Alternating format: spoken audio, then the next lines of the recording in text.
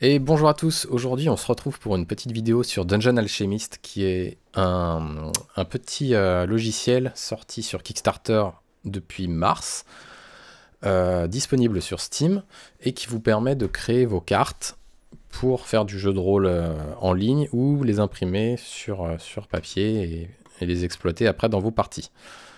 Donc l'outil actuellement se concentre sur le médiéval fantastique. Des DLC seront proposés ensuite pour pouvoir cibler d'autres univers tels que le contemporain, le futuriste. Mais actuellement, voilà, on a des assets dédiés au médiéval fantastique. L'extérieur est aussi assez fourni et vous pouvez rajouter des rivières, des lacs, des rochers, des arbres, etc. Donc c'est assez bien fichu et on va voir ça ensemble. Donc comment ça se passe? On choisit au début quand on fait une nouvelle map la taille, sachant qu'elle n'est pas figée. Si vous construisez en dehors, ça va s'étendre automatiquement. Donc ça c'est assez pratique. Vous pouvez choisir le type de terrain. Donc pour l'instant on va prendre des plaines inondées. Tiens, c'est assez marrant. Islande, je sais pas. Allez, on va voir ce que ça donne. Oups. Tac. D'accord, on a une île inondée. Ok, alors ce qu'on va faire déjà, c'est qu'on va rehausser le terrain. Donc ici, vous avez les outils pour gérer le terrain, le rehausser, c'est-à-dire, voilà, faire du relief, le baisser, c'est l'inverse, le mettre à plat. Donc ça, c'est pratique si vous voulez faire vos salles. Donc vous pouvez le mettre au niveau du sol, hop, par exemple. Ça vous permet de construire facilement. Et smooth, c'est les transitions. Par exemple, là, si vous avez un gros dénivelé vers le bas, ce qu'on va faire, hop, et que vous voulez lisser un petit peu ça, smooth vous permet de faire une transition plus douce. Alors, revenons au cœur du moteur, qui est la génération de salles par intelligence artificielle. Donc, vous avez des types d'environnement. Ici, on va prendre, je sais pas, par exemple, une taverne sur une île. Pourquoi pas, c'est un nouveau concept. Hop, vous sélectionnez la taille de votre salle, vous validez, et automatiquement, il va la transformer en un type de salle de cet endroit-là. Là, j'ai mis random, c'est-à-dire qu'il choisit aléatoirement parmi ceux-là. Hop, et on va faire une grande salle commune. Ici, alors on va voir ce que ça fait s'il arrive à gérer. Voilà, il a rehaussé automatiquement le sol pour créer ma carte. Bon, celle-là me plaît pas. Ce qu'on fait, c'est qu'on la sélectionne ici avec l'edit room et on veut donner un petit peu le thème. Donc là, des latrines de 40 mètres carrés, non, je pense qu'on n'en a pas forcément besoin. On va dire que c'est la salle principale. Et c'est quand même vachement mieux que des latrines de 50 mètres carrés. Ok, donc là on a généré notre taverne en 30 secondes. Et ça déjà c'est fabuleux. Donc ensuite, si vous n'êtes pas content d'une salle, par exemple celle-ci là, je veux la changer, je veux dire que c'est la brasserie. Là où on va faire la meilleure bière de notre taverne sur l'île. Je la rechange et il génère automatiquement, vous voyez, une brasserie en mettant des éléments correspondants. Ensuite, si on veut toujours rester dans ce thème de brasserie, on fait refresh et il en propose à chaque fois des différentes, ce qui vous permet quand même d'avoir rapidement quelque chose qui vous plaît. Ok.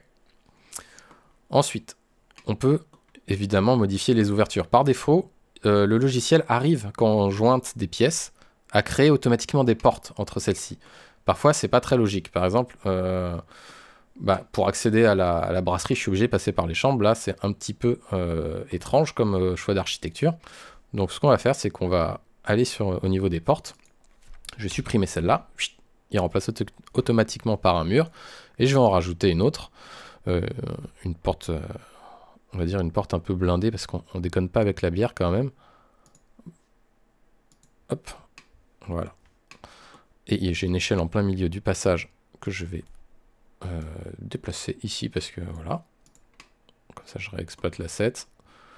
Donc voilà, j'en profite pour vous parler un petit peu des assets. Là, vous pouvez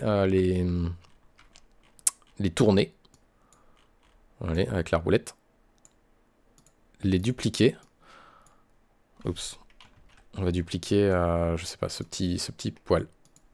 Voilà, vous le placez et automatiquement, certains objets se calent au mur et s'orientent vers l'intérieur de la pièce. Donc c'est vraiment hyper pratique, ça vous fait gagner un gain de temps. Ça vous fait un gain de temps non négligeable. Vous pouvez agrandir les choses. Donc j'ai une pièce de viande là que je pourrais rendre de taille gigantesque. Ou les réduire si jamais vous voulez des portions individuelles. Hop. Et ce qui est bien, c'est qu'une fois que vous placez un objet dans un autre, il conserve la logique du déplacement. C'est-à-dire que là, j'ai mis ma petite miche dans l'assiette, et ben je vois que je peux déplacer mon assiette. Pareil, si je déplace la table, il déplace tout ce qu'il y a au-dessus. Je sais qu'à l'avenir, ils ont prévu de faire des groupes d'objets pour pouvoir faire des manipulations comme ça un peu plus facilement. Mais pour l'instant, déjà, on peut s'en sortir très très bien. Donc parmi les objets, vous avez une quantité astronomique de choses. Des décorations, des paintings. Ah, les paintings, vraiment pratiques. Ça vous permet de mettre vos propres images.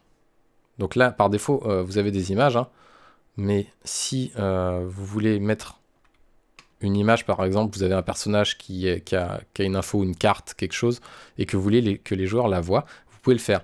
Ce que j'ai fait, par exemple, bon, je vais quitter sans sauvegarder, mais c'est pas grave. Ce que j'ai fait pour une partie de Tales from the Loop, pour un vidéo club, alors le logiciel ne se prête pas normalement au moderne, mais vous voyez en utilisant les tableaux et en mettant des images, on peut quand même connoter un petit peu quelque chose. Donc là, c'était l'idée d'un vidéo club un petit peu axé science-fiction, horreur et location de disques plus typé hard rock. Et du coup, en mettant voilà, ces images, ça donne quand même le ton.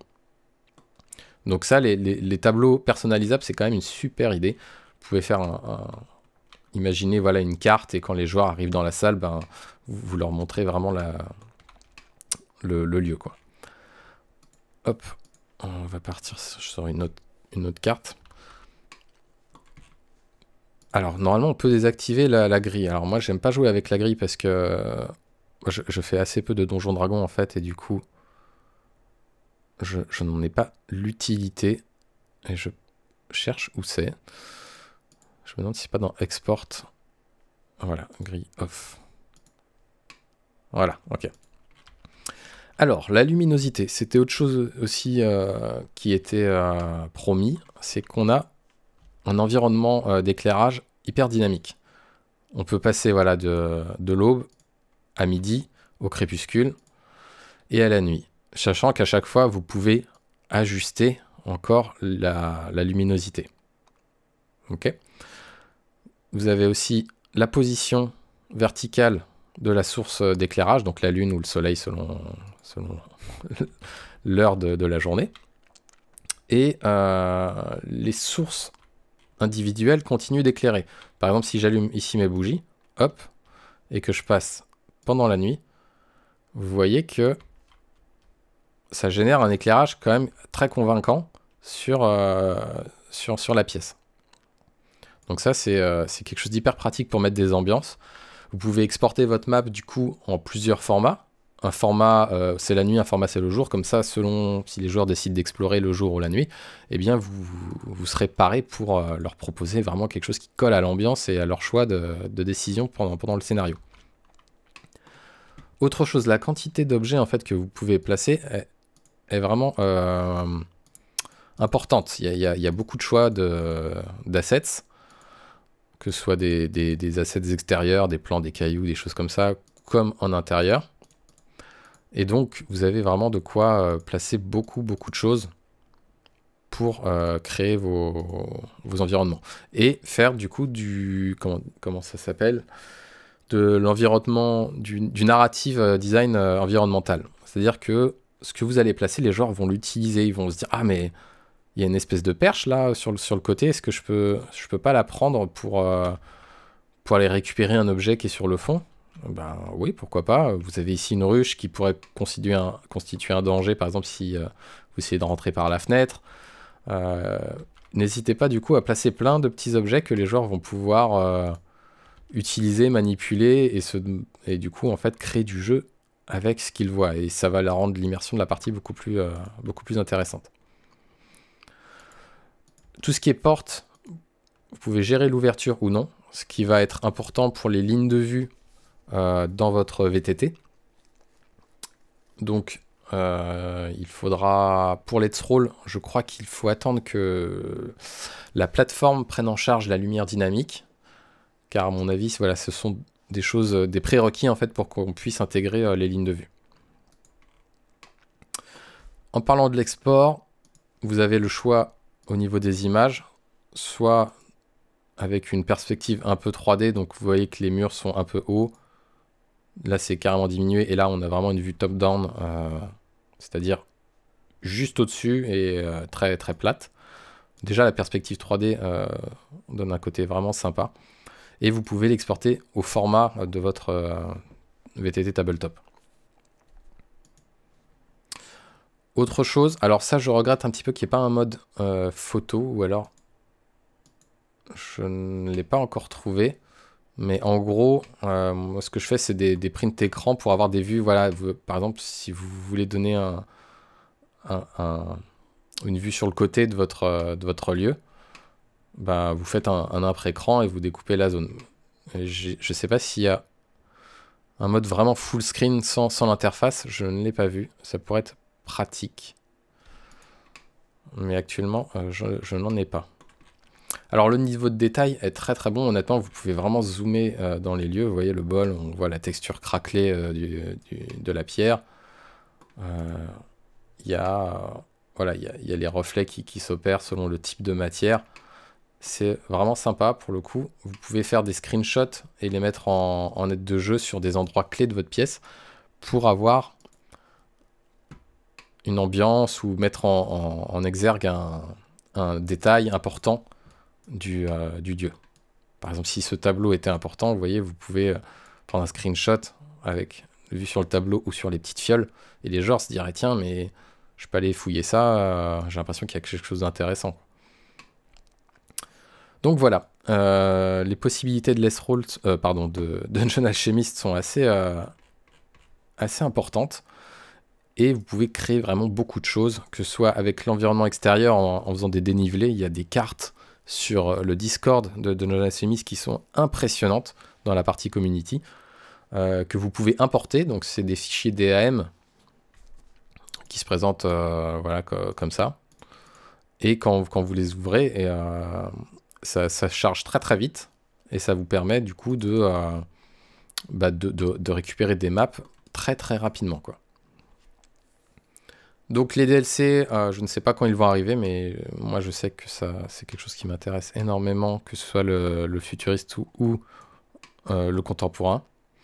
Et la facilité de création vraiment de salles est un énorme plus, quoi. Le fait qu'on ait une IA qui peut vous générer à la volée des salles et après vous rajouter juste les éléments qui vous plaisent ou customiser l'ambiance et l'éclairage, et ben ça c'est quand même un bon avantage. Voilà, donc après, sur les autres fonctionnalités dont je n'ai pas parlé, vous pouvez évidemment placer des fenêtres, changer les sols, changer les types de murs, rajouter des décorations, faire des pièces dans un autre style. Donc bon, on sait jamais, hein, si vous voulez accoler plusieurs choses, c'est tout à fait possible. Vous pouvez supprimer des pièces ou des parties de pièces. Voilà. Bah écoutez, si c'est un outil qui peut avoir son intérêt pour vous, je vous le conseille de par sa facilité d'accès. Et honnêtement, ça peut, voilà, comme je le disais tout à l'heure, créer du jeu avec des petits détails, des petites choses qui vont donner la possibilité aux joueurs de s'approprier en fait le décor et de l'utiliser pour le bien de la narration. Bah écoutez, je vous souhaite un bon week-end et je vous dis à bientôt sur Rock'n'Roll.